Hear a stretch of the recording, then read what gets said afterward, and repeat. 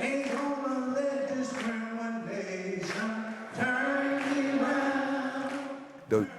The white water fountains were at this height. The black water fountain was down lower, so it was telling you your position. And I was angry about that type of situation. Jim Crow was, was eating at me. That second-class citizenship thing just didn't work with me. And I would get into a lot of trouble because of that, And when I graduated from high school, I heard about the Freedom Rides, never thinking that they would arrive in Jackson, because they were scheduled to go from Washington, D.C. to New Orleans.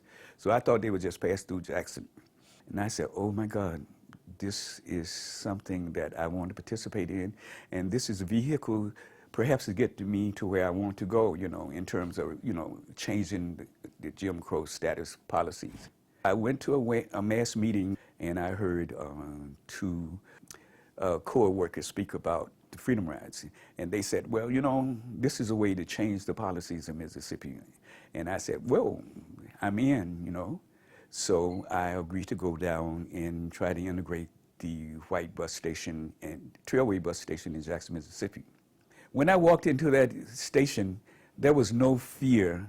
There was a lot of anticipation because I didn't know what was going to happen, but I didn't have any fear because I felt this was my opportunity to strike back at Jim Crow. So I felt pretty good about that. And I knew beforehand that I was going to have to spend 39 days in prison. Once I was arrested, it felt liberating, like the chains had fell off of my back and my feet, and I felt like a first-class citizen for once in my life.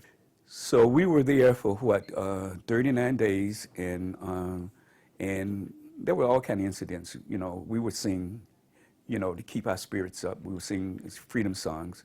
They would get angry sometime. The second in command was a guy named, short white guy named Sergeant Story. And Sergeant Story would come down quite often and say, you goddamn nigger freedom riders, stop that singing.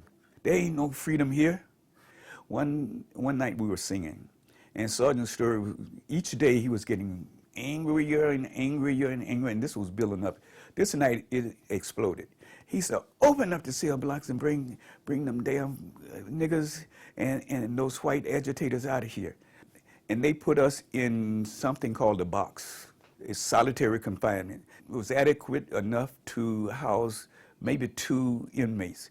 They put approximately 12 of us in there, just shoved us in there, and they cut off the ventilation. For the first time, I feared that I was going to lose my life because I couldn't breathe, and the air that I was breathing in was so hot. So Sergeant Story came down. We said, hey, someone has passed out. We are dying in here. Sergeant Story came down and said, niggas, I'll let you out, but you're going to have to say, yes, sir. And he said, all together, on the count of 3. 1, 2, 3. You know what we said? Yes, sir. What I think most people overlook is that I lived in Jackson at that time, and the Jackson Freedom Riders, the other Freedom Riders came from other parts, other states. So when they left prison, they got on airplanes or buses and left town. Jackson Freedom Riders had to stay there. When I walk around my neighborhood, there was 2 cops known to be brutal to black folks. They would drive up, and if I was around, they would slowly slow the car down to keep pace with my steps. And they would say, Jesse James Davis, the Freedom Rider. Man, what is this freedom shit about, I never answered them, and they never went any further than they never tried to physically attack me.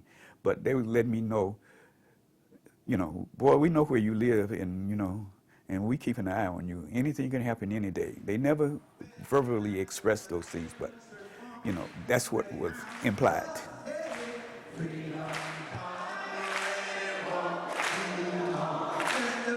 Discrimination, this we must, hey.